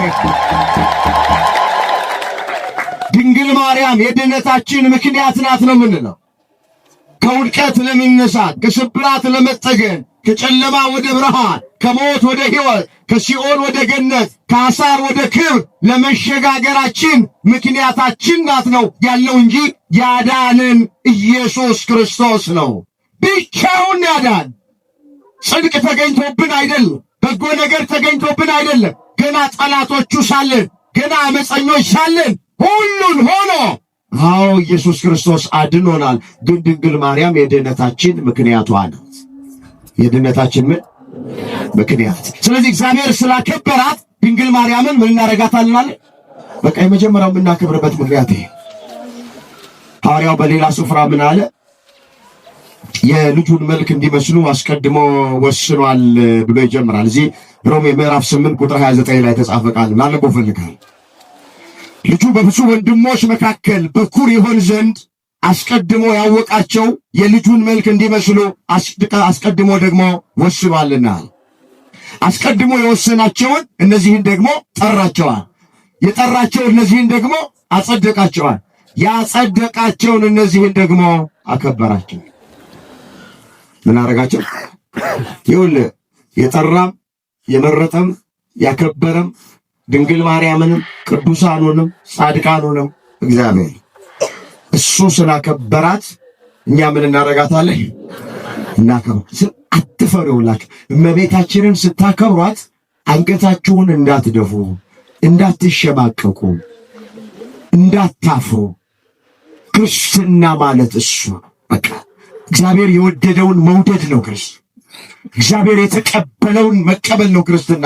ምንድን ነው ያለው? እናንተን የሚቀበል እኔን ይቀበላል፣ እኔን የሚቀበል የላከኝን ይቀበላል። ነቢይን በነቢይ ስም የሚቀበል የነቢዩን ዋጋ ያገኛል። ጻድቁን በጻድቅ ስም የሚቀበል የጻድቁን ዋጋ ያገኛል። ከነዚህ ከታናናሾች በደቀ መዝሙር ስም ለአንዱ ቀዝቃዛ ውሃ ብታጠጡ በእውነት እላችኋለሁ ዋጋ አይጠፋባቸውም ይላል ማቴዎስ 10 ቁጥር 40 ላይ። ቃሉን አስተውሉ። እናንተን የሚቀበል አላቸው ደቀ መዛሙርቱን፣ እኔን ተቀበለ አለ። እኔን የሚቀበል ደግሞ አለ የላከኝን ተቀበላል። አሁን አንዳንዶች ጌታን ተቀበይ ጌታን ተቀበይ ይሉናል፣ ግን ጌታ የተቀበላቸውን መቀበል አይፈልጉም። ቃሉን አስተውሉት ቢለው እናንተን የተቀበለ አለ። ለጊዜው ደቀ መዛሙርቱን ነው ሐዋርያቱን ነው እኔን ተቀበለ አለ። ድንግል ማርያምን መቀበል ጌታን መቀበል፣ ቅዱሳኑን መቀበል ጌታን መቀበል፣ ጻድቃን ሰማዕታቱን መቀበል ወገኖቼ ኢየሱስ ክርስቶስን መቀበል ነው። የኔ ቃል አይደለም፣ መጽሐፍ ነው የሚለው። እናንተን የተቀበለ አለ እኔን ተቀበለ። ስለዚህ ድንግል ማርያምን ሳይቀበሉ ኢየሱስን ተቀብያለሁ ማለት አይቻልም። ተክለ ሃይማኖትን ሳይቀበሉ፣ ገብረ መንፈስ ቅዱስን ሳይቀበሉ፣ ቅድስት አርሴማን ሳይቀበሉ፣ ሌሎቹን የእግዚአብሔር ባለሟሎቹን ሳይቀበሉ ሳያከብሩ ሳያምኑባቸው የእግዚአብሔር እንደሆኑ ጻድቃን እንደሆኑ ቅዱሳን እንደሆኑ አዎ ሳያምኑ ሳይቀበሉ ጌታን ተቀብያለሁ ጌታን አውቀዋለሁ ማለት ሞኝነትና ስንፍና ነው። ከመጽሐፍ ቅዱስ ሐሳብ ውጪ ነው። ስለዚህ መጀመሪያ እመቤታችንን የምናከብርበት ምክንያት ምንድን ነው ብለን ስንል እግዚአብሔር ስላከበራት እናቱ እንድትሆን ማደሪያው እንድትሆን ስለመረጣት እኛም እናከብራታለን፣ እኛም እንወዳታለን፣ እኛም ከፍ ከፍ እናደርጋታለን። ክብር ይግባት። ከፍ አድርጋችሁ አመስግናለሁ። ወደ ሁለተኛው እንሂድ። ለምንድን ነው እመቤታችንን የምናመሰግናት? ምስጋናው ለምንድን አቀርባል? ለምን ስናመሰግናት አንዳንድ ሰዎች ድንግል ማርያምን ማመስገን የጌታን ምስጋና መቀላቀል ነው፣ ምስጋና ለጌታ ብቻ ነው የሚሉ ሰዎች ምስጋና ለጌታ ብቻ፣ ይሄ ከመጽሐፍ ቅዱስ ሐሳብ ውጪ ነው። የቱጋ ነው ምስጋና ለጌታ ብቻ ነው ተብሎ የተጻፈው? አሳየኝ በለው። የቱጋ ነው? ብሉይ ኪዳን አዲስ ኪዳን? የትኛው ነብይ ነው የተናገረው? የትኛው ሐዋርያ ነው የተናገረው? አሁን ለእግዚአብሔር የሚሰጥ ምስጋና አለ፣ ደግሞ እሱ ላከበራቸው እሱ ለመረጣቸው የሚሰጥ ምስጋና አለ። የተለያየ ምስጋና። እግዚአብሔር አምላክ ስለሆነ፣ እግዚአብሔር ፈጣሪ ስለሆነ፣ እግዚአብሔር አዳኝ ስለሆነ፣ እግዚአብሔር መጋቢያችን ስለሆነ ስለሱ የምንሰጠው ምስጋና ይኖራል። ደግሞ ለድንግል ማርያም የምንሰጣት ምስጋና አለ፣ የተፈቀደ ነው። በመጽሐፍ ቅዱስ ምን ይላል መጽሐፍ? ለቅኖች ምስጋና ይገባቸዋል ይላል መዝሙር 32 ቁጥር 1 ላይ። እስኪ ለቅኖች በሉ ምስጋና ይገባቸዋል። እንግዲህ ለቅኖች ምስጋና ከተገባቸው ለቅኖች ከሚሰጠው ምስጋና እመቤታችን ድርሻ አላት። ምን አላት? ምን አላት? ቃሉን አስተውሉት። ይኸውላችሁ ለቅኖች ምስጋና ይገባቸዋል ከተባለ ለቅኖች ከሚሰጠው የምስጋና ድርሻ ለእመቤታችን ይገባታል አይገባትም? ይገባታል። ለምንድን ነው አይገባት? ስለዚህ እናመሰግናታለን ድንግል ማርያምን እንደ መልአኩ እንደ ቅዱስ ገብርኤል እናመሰግናታለን። እውነተኛ መንፈስ ቅዱስ እንዳደረባት እንደ ቅዱስ ኤልሳቤጥ ድንግል ማርያምን እናመሰግናታለን። አዲስ ኪዳን ላይ ምን ተብሎ ነው የተጻፈው? የሉቃስ ወንጌል ምዕራፍ 1 ቁጥር 26 ላይ ምስጋናዋን እስኪ እንመልከት። በስድስተኛ ወር ብሎ ይጀምራል። መልአኩ ቅዱስ ገብርኤል ከእግዚአብሔር ዘንድ ተልኮ መጣ ወደ አንዲት ድንግል፣ የድንግሊቱ ስም ማርያም ተብሎ ይጠራል። ምን አላት መልአኩ? ጸጋ የሞላብሽ ሆይ ጌታ ከአንቺ ጋር ነውና ደስ ይበልሽ ብሎ ምስጋና ጀመረ። እስኪ ጸጋ በሉ። ጸጋ የሞላብሽ ሆይ ጌታ ከአንቺ ጋር ነውና ደስ ይበልሽ። ይሄ ምስጋና ነው አይደል እንዴ? ዜማ ስለሌለው ነው እንዴ? ዜማ የለውም፣ ዜማው አልተጻፈም እንጂ ዜማው አልተነገረንም እንጂ ይሄ እኮ ምስጋና ነው። ከእግዚአብሔር ዘንድ የተላከው ቅዱስ ገብርኤል ያመሰገነው ምስጋና። ይኸውላችሁ እግዚአብሔር የላከው ብቻ ነው ድንግል ማርያምን የሚያመሰግናት። ቅዱስ ገብርኤል ከእግዚአብሔር ተልኮ ነው እመቤታችንን ጸጋ የሞላብሽ ወይ አላት። እግዚአብሔር ያላካቸው ሰዎች እመቤታችንን ሊያመሰግኗት አይችሉ፣ ስሟንም ሊጠሩ አይችሉ። እንደውም ስሟ ሲጠራ ጆሮአቸውን ያሳክካቸዋል። እነዚህ ጀማሪ ጴንጤዎች የእመቤታችን ስም እኮ ሲጠራ ልክ ቫይብሬት ላይ እንዳለ ስልክ ነው የሚያደርጋቸው። እግዚአብሔር ከፍሬሽ ጴንጤ ይጠብቀን። ከምን ጴንጤ? ምን ይላሉ አባቶች? አዲስ እረኛ ከብት አያስተኛም ይላል። ወይም አዲስ ሰራተኛ በወረት መጥረጊያ ትጨርሳለች። ቤት ውስጥ አዲስ ሰራተኛ የገባች ቀን አቤት ቤቱ እንዴት እንደሚጸዳ በወረት እኮ ነው። ከወር በኋላ ዞር ብላ ማታየው። ጥሩ ሰራተኛ ናት እንዲባል ደሞዝ እንዲጨመርላት እንደገባች በቀን 10 ልትጠርግ ትችላለች። ታይ እስክትሏት አዲስ እረኛ በልተው ጠግበው የተኙ ከብቶቹን እያስነሳ ካልበላችሁ ይላል። አዲስ እረኛ ነው። ጀማሪ ጴንጤም ትናንት መጋረጃው ተቀደደልኝ፣ ከጨለማ ወደ ብርሃን ሄድኩ፣ ጌታ ተገለጠልኝ፣ ጨበጥኩት፣ አገኘሁት ምናምን የሚለው እሱ በጣም አስቸጋሪዎች ናቸው። በጣም ከባድ። ቢሮ ውስጥ ታቋቸዋላችሁ፣ ከኔ በላይ በጎረቤት ታቋቸዋላችሁ። አንዳንዶቻችን በቤታችን ውስጥ ወይ ወንድማችን ወይ እህታችን ወይ ጓደኛ ታቋቸዋላችሁ። እንዴት አስቸጋሪዎች እንደሆኑ፣ ታይታ እንዴት እንደሚወዱ፣ አስመሳዮች እንዴት እንደሆኑ፣ የውሸት ውስጣቸው ባዶ ሆኖ በውጭ ብቻ እንደ ፈሪሳዊ ግብዞች። ሁሉም ገልጦ ማየት ያስፈልጋል። አሁን ምን ሞራል ኖራቸው ነው እነሱ በእመቤታችን ላይ አፋቸውን ያለ? ምን አደረገችው? ምንም የተናገረችው ቃል የለም እኮ። መጽሐፍ ቅዱስን ብታነቡ አንድና ሁለት ቃል ብቻ ነው የተናገረችው። ማርያምስ ሁሉን በልቧ ትጠብቀው ነበር ነው ያለው ጸሐፊው ሉቃስ። ምን ተናግራ ነው ሰው በማርያም ላይ አፉን ያላቀቀው? በጠላትነት የተነሳው ሚሳደበው ማርያምን ምን አደረገች? ብትናገር የሚላችሁን አድርጉን ያለች። ምንም አልተናገረችም እመቤታችን መጽሐፍ ቅዱስ ላይ። በአርምሞ ነው የኖረችው፣ በዝምታ ነው የኖረችው፣ አንገቷን ደፍታ ነው የኖረችው። እንደ ዕብራውያን ሴቶች ወገኖቼ አይደለም የኖረችው፣ በዝምታ በጨዋነት በንጽህና በቅድስና በቤተ መቅደስ ነው የኖረችው። ግን ያልታደሩት ሴጣን የሚጋልባቸው የሴጣን ፈረሶች ድንግል ማርያምን እመቤታችንን እንደልባቸው የሚናገሩ የሚሳደቡ አፋቸው የሚያላቅቁ ሰዎች አሉ። ስናመሰግናት የሚቃወሙ ሰዎች አሉ። እንዳታፍሩ እያልኳችሁ ስታመሰግኗት፣ ስሟን ጠርታችሁ ትዘምሩላት፣ ስታመሰግኗት እንዳታፍሩ። ቅዱስ ገብርኤልን አይተን በመጀመሪያ እናመሰግናታለን። ጸጋ የሞላብሽ ወይ ጌታ ከአንቺ ጋር ነውና ደስ ይበልሽ፣ አንቺ ከሴቶች መካከል ተለይተሽ የተባረክሽ ነሽ፣ የማኅፀንሽ ፍሬ የተባረከ ነው አለ። እመቤታችን ከሴቶች መካከል የተለየች ናት፣ የተመረጠች ናት፣ የተባረከች ናት። እውነት አስብ። አሜት። ከሴቶች ትለያለች አትለይ? ከፍጥረታት ትለያለች አትለይ? አንዳንድ ውጭ ያሉ ሰዎች እኔ በዛ ዘመን ብሆን ኖሮ ጌታዬን ወልደው ነበር ብለው በድፍረት የሚናገሯል። እሷ ከማ ትበልጣለች? ምንድነው ማርያም ማርያም የምትሉት? እኔ እኮ በዛን ዘመን ብሆን ኖሮ ጌታዬን ወልደው ነበር ትላለች። ቂጣ በቀበደ አፏ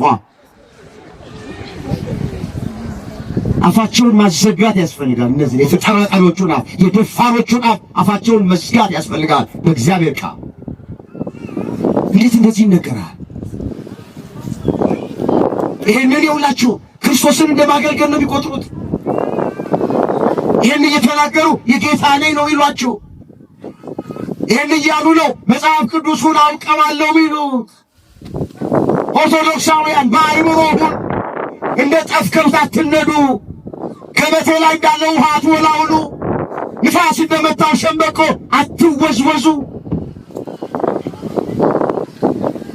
ማን ነው? የትኛው ሐዋርያ ነው ድንግል ማርያምን መስደብ ክርስቶስን ማገልገል ነው? የትኛው የመጽሐፍ ቅዱስ ጥቅስ ነው እግዚአብሔር ያከበራቸውን እየነቀፉ እያዋረዱ ጽድቅ ይገኛል ያለው? ንገሩኝ፣ የትኛው ነው? ያልተጻፈ ነው ያለው። ስለዚህ እናመሰግናለን እመቤታችንን። ማንን አይተን? በመጀመሪያ ቅዱስ ገብርኤልን አይተን እሱ ጸጋ የሞላብሽ ሆይ ጌታ ካንቺ ጋር ነውና ምን ይበልሽ ብሏታል? ደስ ይበልሽ። እኛም ይሄን እኮ ነው ያልነው። ምን አጠፋ? ስናመሰግናት ጸጋ የሞላብሽ ነው እንላት። የጌታ እናት ነው ምንላት? ብልዕተ ጸጋ ነው ምንላት? አፍጣሪተ ረድኤት ነው ምንላት? ሰዓሊተ ምሕረት ነው ምንላት? ሚራጌ ጸሎት ነው ምንላት? ነይ ነይ እምዬ ነው ምንላት? የፍቅር እናት ነው የምንላት? እመብርሃን ነው ምንላት? ወላዲተ አምላክ ነው ምንላት? አሁን እመብርሃን ብለን ስንል ከመጽሐፍ ቅዱስ ውጪ የሆነ የሚመስላቸው በጣም ቅርብ ይላቸዋል። ልጇ ኢየሱስ ክርስቶስ እኔ የዓለም ብርሃን ነኝ ብሏል። እስኪ እኔ በሉ የዓለም ብርሃን ነኝ። ልጇ ብርሃን ከሆነ እሷ የማን እናት ናት? ትናጠፊ እንዴ! እመብርሃን ማለት እኮ የብርሃን እናት ማለት ነው። እሱ አምላክ ነው አይደለ? ልጇ አምላክ ነው አይደለ? ልጇ አምላክ ከሆነ እሷ የማን እናት ናት? ወላዲተ ይናጠፋን። ታዲያ ማምላክ ሆነላት ምንድነው ችግሩ? ልጇ እኔ ፍቅር ነኝ ብሏል። እሱ ፍቅር ነው፣ ልክ ነው። ፍቅር ማለት እግዚአብሔር ነው፣ እግዚአብሔር ፍቅር ነው ተብሏል። ልጇ ኢየሱስ ክርስቶስ ፍቅር ነው። ልጇ ፍቅር ከሆነ እሷ የምን እናት ናት? ታዲያ ምን ዘምሮ የፍቅር እናት እያለ እህቶቻችን ወንድሞቻችን ዘማሪያኑ የሚዘምሩት ይሄን አይደል? የፍቅር እናት፣ የብርሃን እናት፣ የአምላክ እናት፣ የሕይወት እናት ነው ምንላት። እኔ ሕይወት መንገድ ነኝ ብሏል። እውነት ሕይወት መንገድ ነኝ ብሏል። ልጇ ኢየሱስ ክርስቶስ ሕይወት ከሆነ እሷ የምን እናት? የሕይወት እናት። ለሱ የምንቀጽለውን ለሷ እንቀጽለዋለን። እሱን የምንጠራበትን እሷን እንጠራባታለን። እሱን እውነት ካለው የእውነት እናት፣ እሱን መንገድ ካለው የመንገድ እናት፣ እሱን ሕይወት ካለው የሕይወት እናት፣ እሱን ብርሃን ካለው የብርሃን እናት፣ እሱን ቃል ካለው የቃል እናት፣ እሱን ፍቅር ካለው የፍቅር እናት፣ ስንቱን ልትረክልኝ። ስለዚህ እናመሰግናት ይልድገል ማለት ቅዱስ ገብርኤልን አይተን እናመሰግናታለን። በአንዱ መልአክ በቅዱስ ገብርኤል ብቻ ተመስግኛ አላበቃም። ቅዱስ ኤልሳቤጥን እውነተኛ መንፈስ ቅዱስ ስላደረባት ድንግል ማርያምን አመሰገነቻት። ምን እያለች? የጌታዬ እናት ወደ እኔ ትመጣ ዘንድ እንዴት ይሆንልኛል? እነሆ የሰላምታሽ ድምፅ በጆሮዬ በገባ ጊዜ ጽንሱ በማኅፀኔ ውስጥ ዘለለ አለች። የእመቤታችን ሰላምታ ጽንስ ያዘልላል። ክብር ይግባት ወላዲተ አምላክ። ከዚያ የቅዱስ ገብርኤልን ምስጋና ቅዱስ ኤልሳቤጥ ደገመች። አንቺ ከሴቶች መካከል ተለይተሽ የተባረክሽ ነሽ፣ የማኅፀንሽን ፍሬ የተባረከ ነው አለች። ሁለቱንም አመሰገነች። አንቺ አለችና ከሴቶች መካከል ተለይተሽ የተባረክሽ ነሽ ብላ ድንግል ማርያምን አመሰገነቻት። የማኅፀንሽን ፍሬ የተባረከ ነው ብላ ልጇን አመሰገነች። የካህን ሚስት ስለሆነች ኤልሳቤጥ ምስጋና ታውቃለች። ሁለቱንም አመሰገነች። ይኸውላችሁ እናትን ጥሎ ልጅን አንጠልጥሎ የለም፣ ልጅንም ጥሎ እናትንም አንጠልጥሎ የለም። መጽሐፉ ሕፃንና እናቱን ይዘ ወደ ግብፅ ሽሽ ነው የተባለው ለዮሴፍ። በኢትዮጵያ ኦርቶዶክሳዊት ተዋሕዶ ቤተክርስቲያን እናትን ጥሎ ልጅን አንጠልጥሎ፣ ልጅን ጥሎ እናትን አንጠልጥሎ የለም።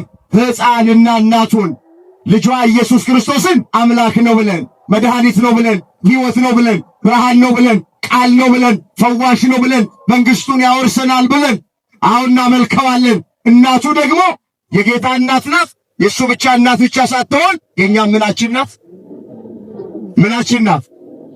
ይብላኝላቸው እናት ለሌላቸው እኛ ኦርቶዶክሳውያን እናት አለችን፣ ድንግል ማርያም ወላዲተ አምላክ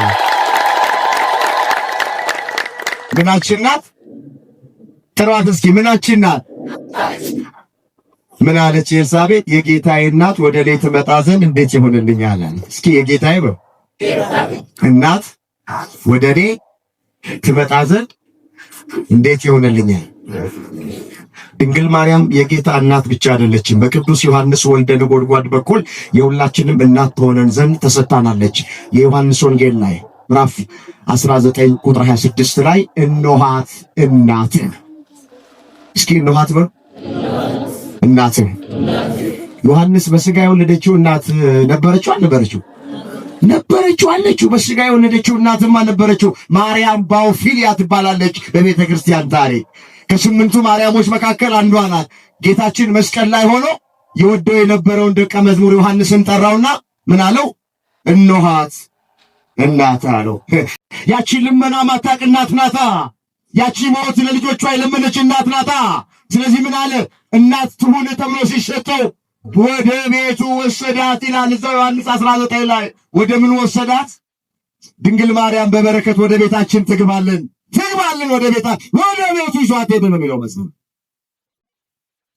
ስለዚህ ቅዱስ ገብርኤል ብቻ አይደለም፣ ቅዱስ ኤልሳቤጥም እውነተኛ መንፈስ ቅዱስ ባደረባት ጊዜ ድንግል ማርያምን አመስግናታለች። የጌታዬ እናት ወደ እኔ ትመጣ ዘንድ እንዴት ይሆንልኛል? እነሆ የሰላምታሽ ድምፅ በጆሮዬ በገባ ጊዜ ጽንሱ በደስታ በማኅፀኔ ውስጥ ዘሏል። ከጌታ የተነገረላት ቃል ይፈጸማልና ያመነች ብፅዕት ናት አለች። መንፈስ ቅዱስ ያደረበት ሰው ድንግል ማርያምን አይሳደብም። ቅድስት ኤልሳቤጥ መንፈስ ቅዱስ ባደረባት ጊዜ ተሳደበች አይደል? ቅድስት ኤልሳቤጥ መንፈስ ቅዱስ ባደረባት ጊዜ ድንግል ማርያምን አመሰገነች፣ አከበረች ነው የሚለው። እውነት አስብ። ይሄው ተረክስት ዛሬ ሰዎቹ በድንግል ማርያም ላይ አፋቸውን የሚላቀቁት መንፈስ ቅዱስ ተሞልቻለሁ፣ መንፈስ ቅዱስ አድሮብኛል የሚሉት ምን አይነት መንፈስ ተሞልቶ ነው እንደዚህ በድንግል ማርያም ላይ ያደረጋቸው? ጠይቁ። በነገራችን ላይ ሁለት አይነት መንፈስ ነው ያለው። ስንት አይነት መንፈስ? ቅዱስ የሆነው የእግዚአብሔር መንፈስና እርኩስ የሆነው የማን መንፈስ? የሰይጣን። ቅዱስ መንፈስ እንደ ኤልሳቤጥ የተሞሉ ሰዎች ማርያምን ምን ያደርጓታል? እርኩስ የሆነውን የሰይጣን መንፈስ የተሞሉ ደግሞ ማርያምን ይሳደባሉ። ስለዚህ ከፍሬያቸው ታውቋቸዋላችሁ። እኔ አይደለም ከፍሬያቸው፣ ከንግግራቸው፣ ከማንነታቸው፣ ከሚያደርጉት ከሚናገሩት ማንነታቸውን ታውቃለህ። ለዚህ ከሆነ መንፈሱን ሁሉ አትመኑ፣ መናፍስት ከእግዚአብሔር ሆነው እንደሆነ መርምሩ። አንደኛ ዮሐንስ ምዕራፍ 4 ቁጥር 1 መንፈስን ሁሉ መንፈስ ተሞላው ጠይቋችሁ፣ ምን አይነት መንፈስ ነው የተሞላው? የኤልሳቤጥ መንፈስ ነው ወይስ የጓንጩር መንፈስ ማለት የተሞላው? አሉት። የኤልሳቤጥ መንፈስ ነው ብሎ ካላችሁ፣ ታዲያ ኤልሳቤጥ እኮ ድንግል ማርያምን የጌታዬ እናት ወደ እኔ ትመጣ ዘንድ እንዴት ይሆናል? አንቺ ከሴቶች መካከል ተለይተሽ የተባረክሽ ነሽ፣ የማኅፀንሽን ፍሬ የተባረከ ነው ብላ አመሰገነቻት። ለምንድን ነው ስትመሰገን ጆሮህን የሚያሳክክህ? ለምንድን ነው ስትመሰገን ጆሮሽን የሚያሳክክሽ? እውነት የእግዚአብሔር መንፈስ ነው አንቺ ጋር የቀረበሽ ያደረብሽ ነው? የውሸት ነው። ምን ይላል ሶሻል ሚዲያ ላይ አንድ ሰሞን ያየሁት ነገር፣ ሰውየው ፓስተር ነውና ቤት ውስጥ ሚስቱ በደንብ ታውቀዋለች። በጣም ውሸተኛ፣ በጣም ውሸተኛ እና እዛ አዳራሽ ውስጥ ገብቶ ዝም ብሎ መንፈስ ሙላይ፣ ጌታ ሆይ ሙላይ፣ ጌታ ሆይ ሙላይ እያለ ይጮኻል። ሚስቱም አለች ጉባኤ ውስጥ። ዝም ብላ ሰማችና ምን አለች ሚስትየው? ጌታዬ ቀዳዳ ነው አትሙላው፣ ቀዳዳ ነው አትሙላው፣ ያፈሳል።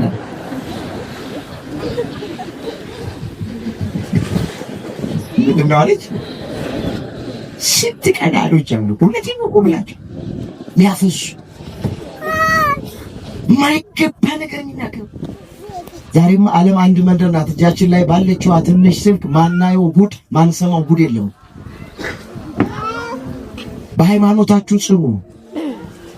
ገበቴ ላይ እንዳለው ውሃ አትወላው። ሳር መጋጥ የምትፈልጉ ከሆነ ሂዱ። ሳር ነው ያስቅጧችሁ አይደል? ተኝታችሁ እንራመድባቸው እኮ ነው የሚሏቸው እኮ። ሰው እንዴት እንደዚህ የዋህ ይሆናል?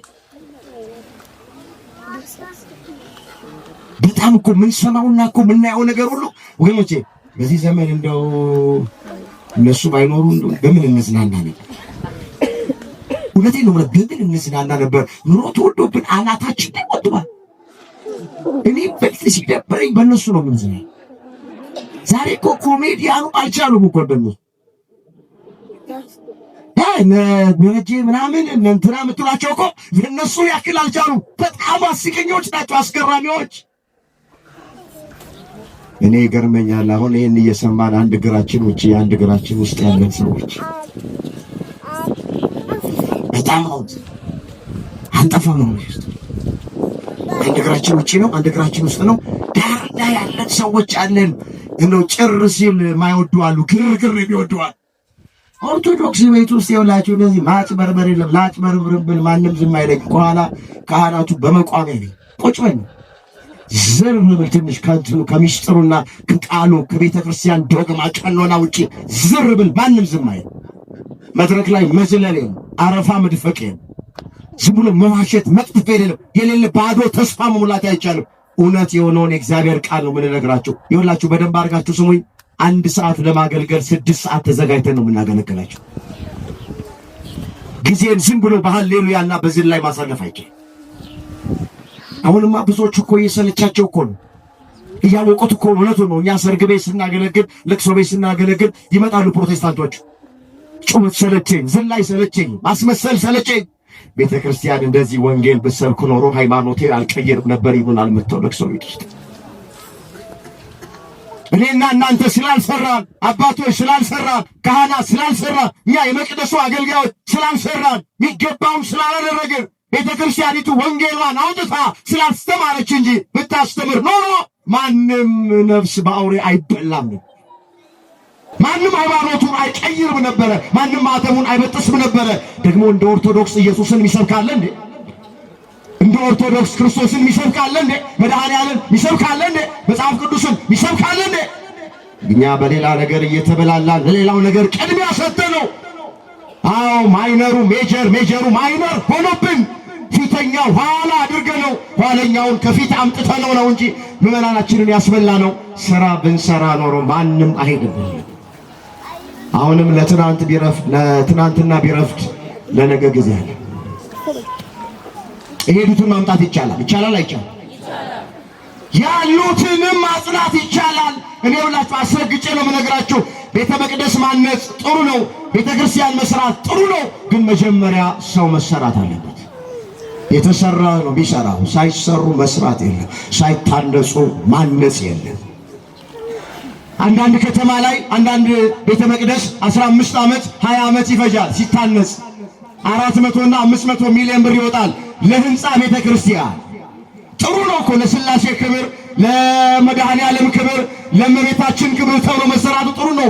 ግን ቅድሚያ መሰጠት ያለበት ህዝቡ ላይ ስራ መስራት፣ ለስብከተ ወንጌል ወጪ ማውጣት፣ መንፈሳዊ ኮሌጅ መስራት፣ ወገኖች የአብነት ትምህርት ቤቶቹን ማቋቋም። እዚህ ወላይታ ቀርባችሁ ብትሄዱ በዛ ጠባብ ከተማ ውስጥ ከ130 በላይ መንፈሳዊ ኮሌጅ አለ የፕሮቴስታንት። የኢትዮጵያ ኦርቶዶክሳዊ ተዋሕዶ ቤተክርስቲያን ያላት ትልቅ ተቋም በጣም እንደ ኢትዮጵያ ነው የምነግራችሁ፣ በጣት የሚቆጠር ወይ ስላሴ ትላለ፣ መቀሌ የሆነ ቦታ ትላለ፣ ዛ ጴጥሮስ ጳውሎስ ልትል ትችላል። በጣም በቁጥር የሚቆጠሩ ናቸው መንፈሳዊ ኮሌጆቿ። አንድ ከተማ ወላይታ እነሱ 130 አላቸው። እስኪ ቻናሎቻችንን ያቸው፣ የኛ የቴሌቪዥን ቻናሎቻችን ስንት ናቸው? ማህበረ ቅዱሳን አለ፣ ዮቲሲያል፣ ሌላው በየግሉ አገልጋዩ ሁሉም ይፍጨረጨራል እንጂ እንደ ተቋም ቤተክርስቲያኒቱ ያላት ቻናል 2 እና 3 ነው። አልሰራንም፣ ተኝተናል፣ አንቀላ ለሽ ብለን ተኝተናል። እኛ መናፍቁ በዛ፣ ልጄ ጴንጤ ሆነ። መቼ ተሰራ? ባለሀብቶች መቼ ሰራችሁ? ባለገንዘቦች መቼ ሰራችሁ? ከትምህርት የወጣው ይቅርታ፣ ይሄን ካልነገርኳችሁ እኔ ነገ ጠዋት ተነስቼ ልሄድ ነው። መቼ መጥቼ ልነግራችሁ? ይሄን ካልሰራን፣ ባለገንዘቡ በገንዘቡ ላይ ካልጨከነ፣ ባለ እውቀቱ በእውቀቱ ቤተክርስቲያንን ካላገለገለ፣ ካህናት ኃላፊነታችንን ካልተወጣን እንዴ የኛ የካህናት ድርሻ እኮ ቤተክርስቲያኑ የተመሰረተችው እኮ ገንዘብ ሊሰበስብ አይደለም። ቤተክርስቲያን የተመሰረተችው ክርስቲያኖችን ለእግዚአብሔር መንግስት ልታበቃ ነው። ዋና ዓላማዋ የቤተክርስቲያኗ ይሄ ነው። አባቶቼ በፍቅር ስሙኝ። ከምንም ተነስቼ አይደለም ማወራችሁ። መስራት የሚገባንን እንስራ፣ ማስቀደም የሚገባንን እናስቀድም። አስቀድማችሁ ጽድቁና መንግስቱን እሹ፣ ሌላው ሁሉ ይጨመርላችኋል። ልማቱ ምኑ የሚጨመር ነገር ነው። አያስፈልግም አልወጣንም፣ የሚጨመር ነው። ግን መጀመሪያ መንጋውን መጠበቅ። ጴጥሮስ ሙዳይ ምጽዋት ጠብቅ ተብሏል እንዴ? መጀመሪያ አልተጻፈ? ምን ያለው? ግልገሎቼን፣ ጠቦቶቼን፣ በጎቼን ጠብቅ። ግልገል በአውሬ እየተበላ ጠቦቶቹ እየተበሉ በመናፍቃን በጎቹ እየተበሉ ያ ሌላ ነገር እየጠበቅን ካለን ባካችሁ ከእንቅልፋችን ንቃ። ስለዚህ እመቤታችን ምናመሰግናት እንዲሁኛ ስለፈለግን ስለፈቀድን ሳይሆን መጽሐፍ ቅዱስን መሰረት አድርገን ነው። ቅዱስ ገብርኤልንና ቅድስት ኤልሳቤጥን አብነት አድርገን እናመሰግናታለን። ዝቅ ብሎ በአንዱ መልአክ በቅዱስ ገብርኤል በአንዲት እናት በቅድስት ኤልሳቤጥ ተመስግኛ አላበቃም ስትል እመቤታችን ምን አለች? እነሆ ከዛሬ ጀምሮ ትውልድ ሁሉ ብፅዕት ብሎ ያመሰግኑኛል አለች። ክብር ይግባት እመቤታችን። አመስግኗት፣ ከፍ አድርጋችሁ እስኪ እነሆ በሉ። ከዛሬ ጀምሮ ትውልድ ሁሉ ብፅዕት እያለ ያመሰግነኛል። ምን እያለ? ትውልድ ውስጥ ገብቶ ለመቆጠር ድንግል ማርያምን ማመስገን ያስፈልጋል። ሉቃስ 1 ቁጥር 48 ላይ ተመዘገበ ቃል። ትውልድ 3 ነው። ትውልደ ሴም፣ ትውልደ ካም፣ ትውልደ ያፌት። ከዚህ ወጣ ትውልድ የለም። ትውልድ ሁሉ ነው ያለችው። ኦርቶዶክሳዊ ሁሉ አላለችም። ትውልድ ሁሉ ብፅዕት ብሎ ያመሰግነኛል ያለች። ስለዚህ ትውልድ ውስጥ ስለሆነ እኛ እመቤታችንን እናከብራታለን፣ እናመሰግናታለን። በእሷ ያገኘነውን ነገር ስለምናውቅ፣ በእሷ የተደረገልንን ነገር ስለምናውቅ ዝም ብለን አይደል ማርያም ማርያም ማርያም የምንለው በእመቤታችን የተደረገልንን ስለምናውቅ ነው። እንዴ የእመቤታችንን ስም ጠርተን ስንት ነገር ተደረገልን። ልጅ አጥተን የነበረን ማርያም ብለን ልጅ ያገኘናል። በምጥ ተጭንቀን ተይዘን ማርያም ማርያም ብለን በሰላም ተገላግለን የለም። ስራ አጥተን የነበረን አንዳንዶቻችን በእመቤታችን ስም ተማጽነን ስራ እንጀራ አግኝተን የለም። የፍርድ ቤት ጉዳይ የነበረብን ሰዎች ፍትህ አጥተን የነበረን የማርያምን ስም ጠርተን ፍትህ ያገኘናለን። የአልቃሾች እንባ ታብሷል። ብዙ እንቆቅልሻችን ተፈቷል። ብዙ ቋጠሯችን ተፈቷል። ታሪካችን ተቀይሯል። ነገራችን ተገልብጧል። የማርያምን ስም ጠርተን አፍረን አናውቅም። የተደረገላችሁ ከፍ አድርጋችሁ ድንግል ማርያምን አመስግኑ። ስለዚህ ታሪክ መተረክ ብቻ አይደለም፣ ምዕራፍና ቁጥር ብቻ አትጠብቁ። በሕይወታችን በእመቤታችን አማላጅነት በእመቤታችን ስም የተደረገልን እሱ ምስክር ነው። እሱ ምንድነው? ምስክር ነው። እናውቃለን የተደረገ። ስለዚህ እንወዳታለን፣ እናከብራታለን፣ እናመሰግናታለን፣ ከፍ ከፍም እናደርጋታለን። ምንድነው ያለው አባ ሕርያቆስ በቅዳሴ ማርያም? ማርያም ሆይ ስለዚህ እንወድሻለን፣ ከፍ ከፍም እናደርግልሻለን። እውነተኛውን መብል አማኑኤልን፣ እውነተኛውን መጠጥ መድኃኔዓለምን ወልደሽልናል። አመስግኗት። መድኃኒዓለምን ወልዳ የሰጠችና ክብር ይግባት ይደረግ። እንደው ሌላው ይቀርና መድኃኒዓለምን ወልዳ በመስጠቷ ብቻ ክብር ይገባታል አይገባትም? ምዕራፍ ተውት፣ ቁጥሩን ተውት፣ ታሪኩን ተውትና ኢየሱስ የሚሉትን እነሱ ወልዳ በመስጠቷ ብቻ ምን ይገባታል? ስጧት ይሄን ክብር። ስለዚህ ሁላችሁ ማንም ሰው ማርያምን እንደፈለገ መናገር ይችላል፣ ፍቅሯን ግን መውሰድ አይችልም። ይችላል ወይ? ምን ይላሉ አባቶች? ክፉ ጎረቤት ዕቃ ያስገዛል። ክፉ ጎረቤት ዕቃ ያስገዛል። እነሱ በማርያም ላይ አፋቸውን ባላቀቁ በተሳደቡ እሷን በነቀፉ ቁጥር እኛ ደግሞ ክብሯን እየጨመርን ምስጋኗን እየጨመርን ቤተክርስቲያኗን እያነጽን ቅዳሴዋን እያስቀደስን በአማላጅነቷ እየተማመንን የፈለጠ ፍቅራችን እየጨመረ ይሄዳል እንጂ ምንም የሚቀንስ ነገር የለም። ክብር ይግባት ወላዲተ አምላክ። ምንም የሚቀንስ ነገር ማርያምን ተወዳታለህ ወይ ብሎ ጠየቁት አሉ። አንዱ ሰውዬ እንዴ ወድጄ ነው ወዳት ከግድም ያላትም ልጅ አላት እኮ አለ። ከምንም ያላት ልጇ ከባድ ነው። እኛ እሱም ብለን አይደለም እንወዳት እናከብራት፣ በሷ የተደረገልንን እናውቃለን። ዛሬ እኮ አይደለም ማርያም የሚለውን ስም የሰማን ገና በእናታችን ማህፀን ሳለን ነው የሰማነው አይደል? ማንም ሊወስድብን አይችልም። አንዲት ሴት ስትጸንስ ጎረቤት መጥቶ ምንድነው ማን ትቀረብሽ ነው ይላል። ማርያም አያቱ ጽንሱ ገና በማህፀኑ ሳለ ማርያም የሚለውን ሰማ። ስትወልድስ አራስ ቤት ስንገባ ምንድነው ምንም እንኳን ማርያም ማረችሽ። ይሄ እንኳን ማርያም ማረችሽ ተብላ ተወልዳ እኮ ነው ዛሬ ማርያምን ያፋን ብታላቅቀው። ማርያምን ያኮረፏት እኮ እንኳን ማርያም ማረችሽ ተብሎ የተወለዱት እኮ ናቸው። ጠይቀን ስንወጣስ ከአራስ ቤት ምንድነው ምን ጎበዞች ናችሁ እናንተ ምንም አትሉ። ያ የተወለደው ሕፃን አልጋ ላይ ሲጫወት ማን እያጫወተችው ነው ይባል? ማርያም እያጫወተችው። በሰማይ ላይ አረንጓዴ፣ ቢጫ፣ ቀይ ሲናይ ቀስተ ደመና የማን መቀነት ነው? እናቶቻችን ማርያም መቀነት ነው ይላሉ። የዛሬ ነው ያርገውና ቀስተ ደመናው ማለት ፊታችን ላይ የሆነ ጥቁር ነጥብ ነገር ሲወጣ ማን ሳመችሽ? የሆነ የሚያስደነግጥ ነገር በጆሮአችን ስንሰማ የማንን ብቅል እየፈጨው ነው ብሎ ይባላል።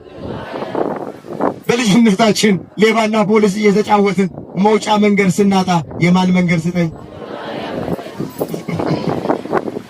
ስንቱን ልፈር የውላችሁ ሁሉ ነገራችን እኛ ኦርቶዶክሳውያን ከማርያም ጋር የተገናኘ ነው። ዛሬ ጤጤ መጥቶ ፍቅሯን ሊወስድብን አይችልም። እንደፈለገ ሊሆን ይችላል። ባለ ጊዜ ነኝ ብሎ ጌታዋን የተማመነች በግ ላቷን ውጪ ታሳድራለች እንደሚባል ጌታዋን ተማምና እንደፈለገች ትችላለች። ግን የማርያምን ፍቅር ከኛ ከኦርቶዶክሳውያን መውሰድ አይችልም። እንደውም እኛ እየበለጥን ያከበርን እያመሰገንን በቤቷ እየተሰበሰብን ልጇን እያመለክ ነው አምላክነቱን፣ መድኃኒትነቱን፣ አዳኝነቱን እየመሰከርን እያመንን በጥላዋና በፍቅሯ ተሰብስበን ለዘላለም እንኖራለን። ክብር ምስጋና ለአምላካችን ነው። እግዚአብሔር ሲሆንም መርጧታል። ዛሬ ታሞታ በጣም እንደሚለዋሉ ይዞ ለኩሊ አይነቀንም እንደናቱኝ ይበቃናል። እንግዲህ የእመቤታችን ዕለት ቀን ስለሆነ ጥቂት እንደው እንድናረግ ነው። አማላጅነቷን ባጭሩ ዝም ብዬ ጠቁሚያችሁላችሁ ይሆናችሁ። አሁን እመቤታችን ታማልደናለች ብለን ስንል አንዳንዶች እንደሚመስላቸው በልጇ ዙፋን ስር ፊት እየወደቀች እየተነሳች እየቃተተች ከሌን ማርልኝ ከሌን ይቀርበልልኝ ትላለች ማለት አይደለም። ምልጃው የሚፈጸመው በዚህ መንገድ አይደለም። የእመቤታችን ምልጃ የሚፈጸመው በቀደመ ቃል ኪዳኗ ነው። በደንብ አድርጋችሁ ይሄ ፍልሰታ ላይ ሊቃውንቱ ውዳሴ ማርያምና ቅዳሴ ማርያም ሲተረጉሙ አስተውላችሁ ከነበረ ምን ይላሉ? ቅድስት ሆይ ለምኝልን የሚለውን ቃል ሲተረጉሙት እንኳን በሷ በሌሎቹ ቅዱሳን ዘንድ ልመና የለባቸውም፣ በቀደመ ልመናዋ የምታስምር ናት እንጂ የሚል ቃል።